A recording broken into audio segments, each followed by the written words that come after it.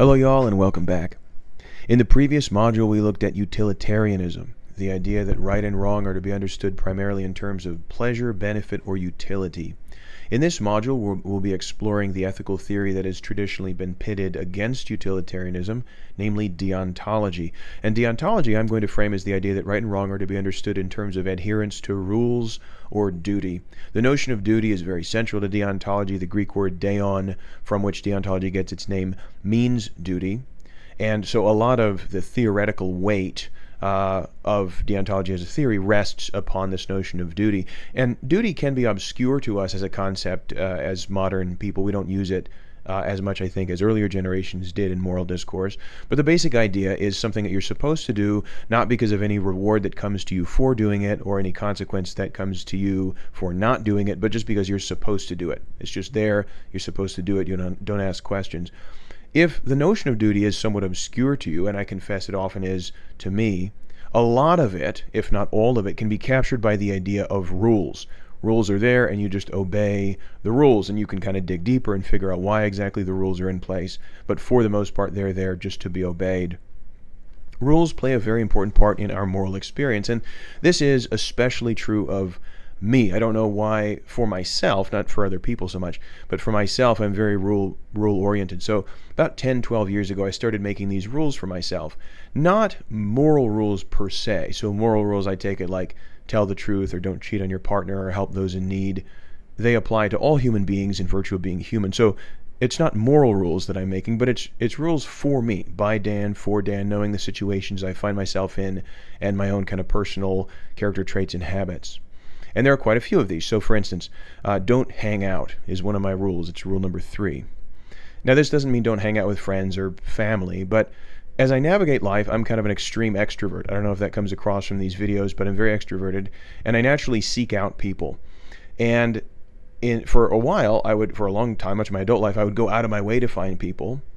And sometimes this ended really well, but often it ended kind of strangely. I would waste a lot of time, or there would be, kind of interactions that would be sort of artificial or strange or whatever. And I've learned just for myself as an extrovert, navigate life in your normal way, wherever you're going, know where you're going next, and just kind of go there. Don't go out of your way.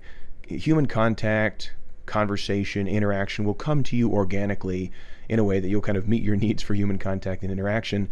Don't just kind of seek it out and just randomly hang out. Again, there might be some people out there that need to get out of their shell a little bit more, need to push themselves to meet more people, so they might need to have something like the opposite of that rule. I don't know what that would be, but for me, that's one of my rules. Another rule, dress up. I realize I'm not really dressed up in these videos. Occasionally I'll wear a tie, but I rarely dress down more than this. My general rule is whenever you go out, whenever you leave the house in any capacity, be ready for, in principle, being kind of plopped in front of a group of people to teach a class. So you don't have to be formal, but be just presentable. Because not only could you see someone you know, but you probably do. I usually do. And, nowadays, in the kind of TikTok era, somebody might roll up on you with a camera and a microphone and put it in your face and start asking you questions, and there you are in front of a million people, right? Anyway, so don't overthink it, but I just have a little rule, dress up. There are many rules like this. Some of them are quite small. So I have a rule not to send a text or an email. It used to be email when the rule was coined, but it's a text now, unless I would be 100% okay not receiving a response. So I used to have this, I'd send something out and kind of worry if I'd get a certain kind of response or get a response at all. And now I just sort of stop and say, would you be kind of waiting for a response there? Would you be anxious? If so, spare yourself the trouble. Just don't send it. And so this is a rule I have. Not saying I always adhere to these rules, but they're there. I adhere to them.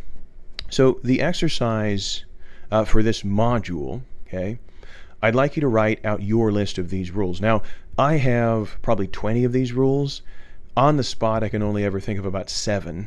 But if I stop and think, as I'm going to ask you to do, I can think of at least 10.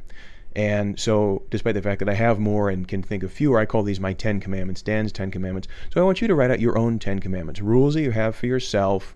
Could be very small things, could be very big things. Again, not moral rules just as such that help you navigate life.